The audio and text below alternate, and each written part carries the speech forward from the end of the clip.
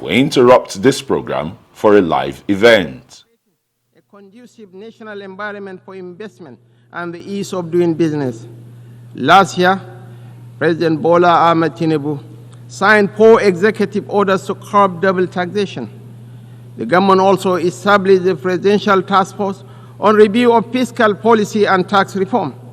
These measures are geared towards not only boosting investor confidence in Nigeria, but also to ensure investors make reasonable profit from their investments.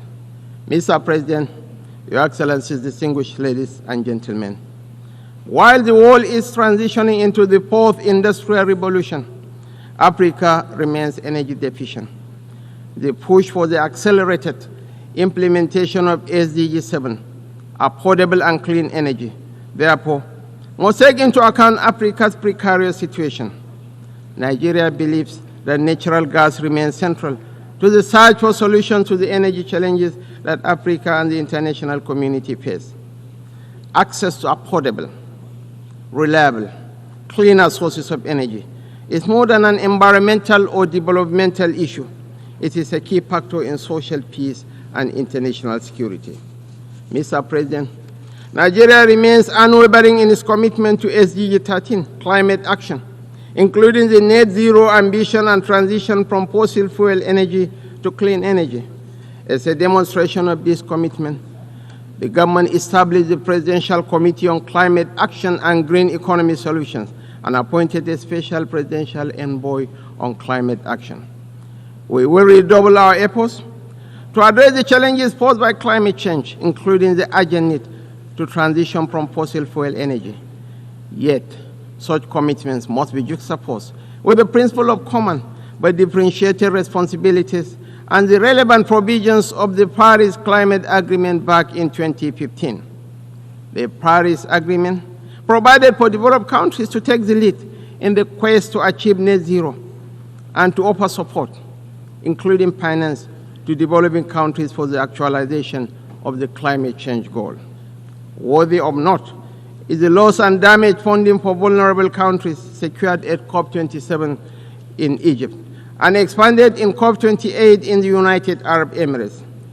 It is our expectation that this year's 79th session of the UN General Assembly and the upcoming COP29 in Azerbaijan this November will go a step further by providing developing countries, especially African countries, with access to the loss and damage funds, including the $100 billion pledged by developed countries to mitigate the negative impacts of climate change. Mr. President, in this age of digital innovation, we must address the emerging divide between the global South and the global North, which, with the evolution of artificial intelligence, risks becoming wider still. The UN should work towards eliminating barriers to digital economy in Africa, such as high cost of internet services and intellectual property rights.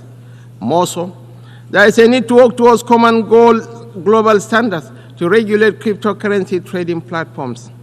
This is the most effective way to provide confidence in these markets and limit the potential for instability. Our own experience in Nigeria, as in other countries, shows that new technologies, when not properly regulated, can facilitate organized crime, violent extremism, and human trafficking.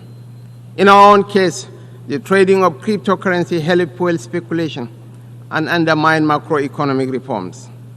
Separately, we have also witnessed in rich and poor countries alike the corrosive impact of unfiltered hate speech and fake news across social media. There is much more that we could and should do together to strengthen those guardrails that will help release the most progressive elements of the new technologies shaping our world and curb those more destructive tendencies. Mr. President, we are particularly mindful of the imperatives of achieving the advancement of youth and women as a factor in national development, peace, and security. Nigeria has developed its own national action plan on women and security, as well as a national action plan on youth, peace, and security to ensure the participation of both women and youth in the peace and security sector. The summit of the future cannot be deemed successful without setting clear, ambitious, and achievable developmental goals to address the various challenges facing our youth. In line with this aspiration, the Nigerian government will continue to invest in Nigerian youth through initiatives like the revitalization of the National Youth Investment Fund for 2024, focused on youth employment and entrepreneurship. Mr. President, as much as the global family still grapples with the crippling consequences of the COVID-19 pandemic, the greatest lesson that we have learned is never again to take any health situation with levity. In line with SDG 3, we must continue to work together to ensure the good health and well-being of all. There is no disease that should be relegated to the background due to some perceived classification of their seriousness or importance. Mr. President, migration is a complex and polarizing issue that impacts on rich and poor countries alike.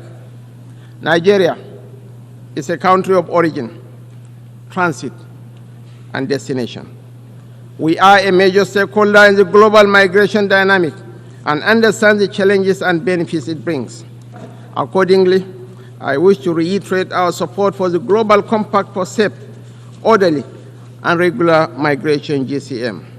The GCM, which all of us should continue to support, represents our collective efforts at providing major safeguards for the treatment of migrants.